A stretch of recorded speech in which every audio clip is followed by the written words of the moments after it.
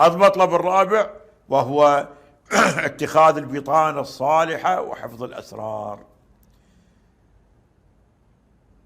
البطانة الصالحة،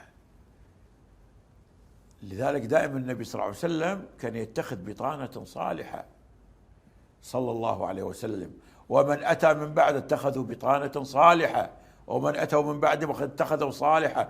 فلما أتت هذه بعد ذلك تقادم العهد بيننا بين النبي صلى الله عليه وسلم، اتخذ حتى أيام الخلافة الأموية والخلافة العباسية والدويليات التي كانت في أيام العباسيين، اتخذوا يعني ناس فيهم هزل، فيهم خنا، فيهم يعني مو كفو انه يمسكون وزارة وكذا. فتشوف لذلك ضيعوا الدنيا معهم.